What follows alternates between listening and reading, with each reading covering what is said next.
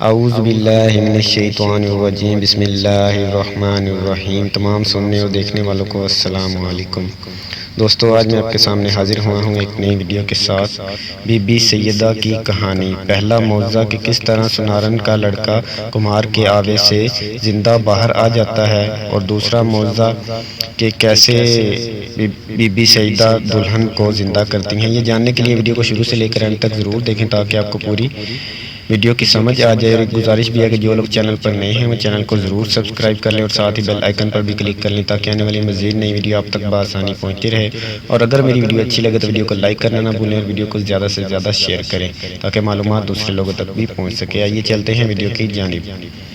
مشہور روایت ہے کہ عرب کے کسی شہر میں ایک سنارن رہتی تھی جس کے صرف ایک ہی لڑکا تھا۔ ایک روز جب سنارن کنویں پر پانی بھرنے گئی تو اس کا لڑکا بھی اس کے ساتھ ہو لیا۔ سنارن لڑکے کو کنویں کے قریب بٹھا کر پانی بھرنے لگی۔ کنویں کے دوسری طرف ایک کمہار رہتا تھا جس کا آوا اس وقت خوب روشن تھا۔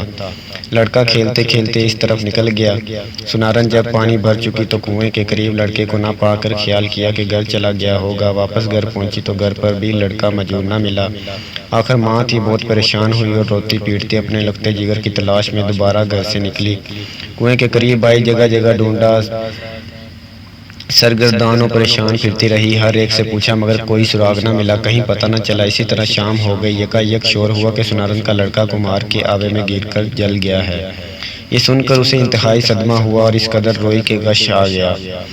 عالم غشی میں کیا دیکھتی ہے کہ ایک معظمہ نقاب پوش میں تشریف لائی ہیں اور فرماتی ہیں کہ غم نہ کھا، تیرا لڑکا بہت جلد تجھ سے ملے گا۔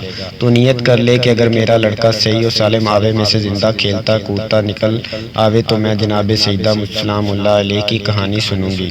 سنارن نے فوراً عالم غشی میں ہی نیت کر لی کہ منت مان لی۔ جب آنکھ کھلی تو واقعی سنارن نے دیکھا کہ لڑکا خدا کے فضل و کرم سے ہنستا کھیلتا زندہ سلامت چلا آ رہا ہے، اور اعجاز جناب سیدہ سے اس کے جسم پر آگ نے کوئی اثر نہیں کیا، یہاں تک کہ لباس بدن بھی بالکل محفوظ رہا۔ سنارن بچے کو لے کر خوشی خوشی بازار گئی، 2 پیسے کی شیرینی مول لی اور پڑوسیوں سے کہا کہ میری مراد پوری ہوئی، میرے گھر چل کر جناب سیدہ سلام اللہ علیہ کی کہانی مجھے سنا دو اگر کسی کو یاد ہو۔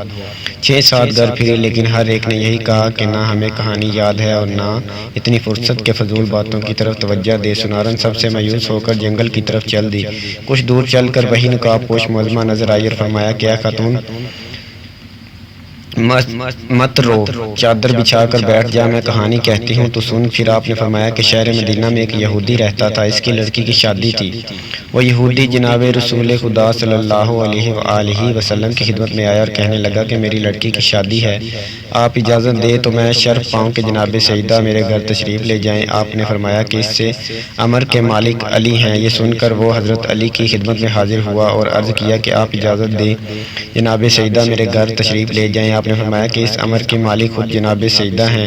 اس کے بعد یہودی نے جناب سیدہ کے دروازے پر آواز دی کہ اے بنت رسول، میری لڑکی کی شادی ہے، اگر آپ تشریف لے چلیں تو میری عزت بڑھ جائے گی۔ آپ نے فرمایا کہ جناب امیر علیہ السلام سے اجازت لے لوں تو چلو۔ یہودی نے کہا کہ میں رسول خدا اور حضرت شیر خدا کی خدمت میں گیا تھا، سب ہی نے آپ کو مختار کیا ہے۔ جناب سیدہ یہ سن کر متفکر ہوئیں، اتنے میں جناب رسول خدا صلی اللہ علیہ وآلہ وسلم خود تشریف لے آئے۔ جناب سیدہ نے فرمایا بابا جان، یہودی کے یہاں ہے آدمی آیا ہے، آپ کیا فرماتے ہیں، اس کے گھر جائیں یا نہ جائیں؟ آپ صلی اللہ علیہ وآلہ وسلم نے فرمایا ہے بیٹی، تم کو اختیار ہے۔ جناب سیدہ نے عرض کیا بابا جان، آپ کی سخت توہین ہوگی کیونکہ ان کی عورتیں عمدہ اور نفیس لباس و زیورات سے مزتین ہوں گی اور میرے پاس وہی پھٹے پرانے کپڑے ہیں جس میں جا بجا خیمے کے پیمن لگے ہیں۔ رسول خدا صلی اللہ علیہ وآلہ وسلم نے فرمایا ہے بیٹی، اسی حالت میں جاؤ جو مرضی معبود۔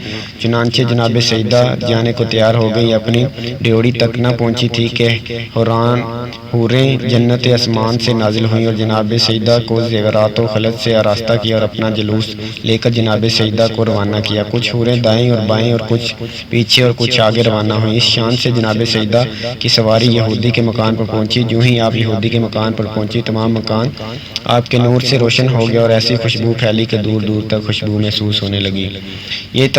یہ تجمل و وقار ناگوار دیکھ کر تمام یہود عورتیں بے ہوش ہو گئی۔ تھوڑی دیر کے بعد سب کو ہوش آیا مگر دلہن کو ہوش نہ آیا۔ لاکھ تدبیریں کی مگر سب بے سود ثابت ہوئیں۔ دیکھا گیا تو معلوم ہوا کہ روح کف سے عنصری سے پرواز کر چکی ہے۔ آنا فاناً شادی کا مکان ماتم قدا بن گیا۔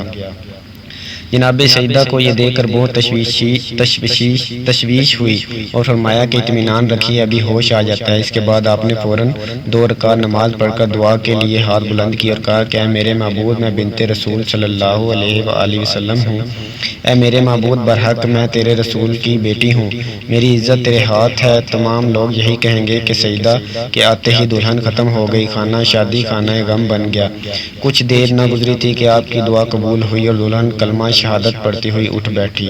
کہنے لگی میں شہادت دیتی ہوں کہ خدا وحدہ لا شریک ہے، حضرت محمد مصطفیٰ صلی اللہ علیہ وآلہ وسلم برحق ہیں، آپ ان کی دختر ہیں۔ آپ مجھ کو مذہب اسلام کی تعلیم فرمائیں۔ اور اسی طرح صدقہ دل سے وہ عورت مسلمان ہو گئی۔ جناب فاطمہ زہرا کا یہ اعجاز دیکھ کر 5 یہود مرد عورت مسلمان ہو گئے اور آپ کو سب نے نہایت عزت و حرمت کے ساتھ رخصت کیا۔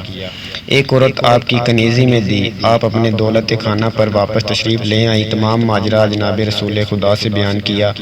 آپ صلی اللہ علیہ وآلہ وسلم نے بھی خدا کا شکر ادا کیا۔ دوستو میری ویڈیو اچھی لگی ہو تو ویڈیو کو لائک کرنا نہ بھولیں، ویڈیو کو زیادہ سے زیادہ شیئر کریں تاکہ معلومات دوسرے لوگوں تک بھی پہنچ سکے۔ اگر جنہوں نے میرے چینل کو سبسکرائب نہیں کیا پلیز وہ میرے چینل کو ضرور سبسکرائب کر لیں۔ نیکسٹ ویڈیو تک کے لیے اللہ حافظ۔